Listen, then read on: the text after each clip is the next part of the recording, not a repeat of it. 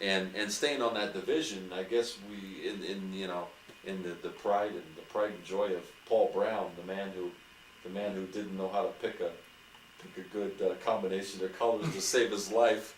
What do we think about the Cleveland Browns now? The Brownies are a team on the upswing, I think. They, You heard it here first. we heard it, we said it. Somebody's got to be on the upswing, right? Not every team's going to be in the Did decline. anybody second that?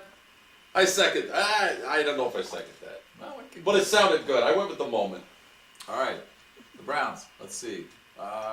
Listen, it's a league of cycles. You were talking Do about you this remember anybody earlier. that plays with him? I was because I can't think of anybody that plays with him. I'm going to talk How about about Trent cycles. Richardson? I'm going to talk about cycles in the NFL. Well, you can talk about Trent Richardson. All right. I don't even know who he is.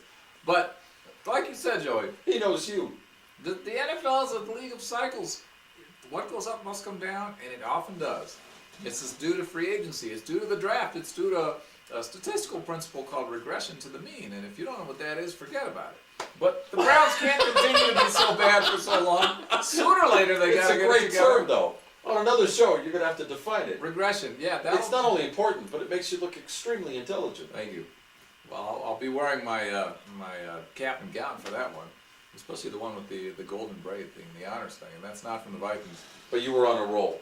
Right. All I'm saying is So you believe in my cycle, the my Brownies, cycle the philosophy Brownies, of the NFL. because of so many years of being bad, it's due to the draft, it's due to free agency, and it's due to regression to the mean and good old luck. You can't have bad luck year after year after year after year, forever, indefinitely. I mean, they gave up LeBron James. Wait a minute, that was basketball. Anyway, Cleveland lost It's LeBron still the James. same city, though. It's the same city. So they got to have some good luck, and this is the year they're going to make the playoffs. Mark my words. No pun intended. No. Now, you were going to talk about some dude named Trent Richardson. Well, Trent Richardson is a running back that the Browns have been hanging their hat on. Didn't have such a good season last year, but that's really because of the offensive line. But Trent Richardson is a player they took in the first round. This would have been about 2 years ago. Did he play for Alabama? I believe he did. All right. See, I do know who Trent Richardson You're not is. going to go into the home song. No. All right. Oh, I won't tell you about Teo either and his non-existent girlfriend. Again. yeah, we wasted a lot of time on a chick that doesn't even exist. Well, he did too. I've wasted too much time on chicks that do exist. Yeah, so have I. Good Lord. Cleveland is a team. I got to tell you my latest story about that, but after. All right. Go on. I feel about Cleveland the same way that I feel about the Indianapolis Colts. If you're not really strong in one area, the NFL has proved that you're not going to get in the playoffs and you're not going to go very far in the playoffs.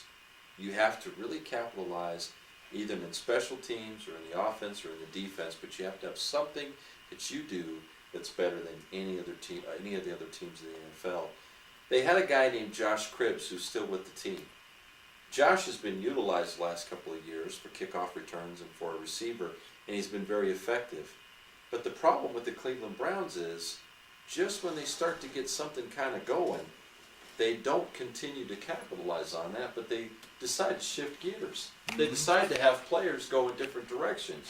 They decide to start running when they were doing really good passing. And they start to just change everything. And the biggest problem that I have with the Cleveland Browns is they have never drafted a quarterback. Since Bernie Kosar, Holy Toledo. maybe one of the best Jews in the NFL.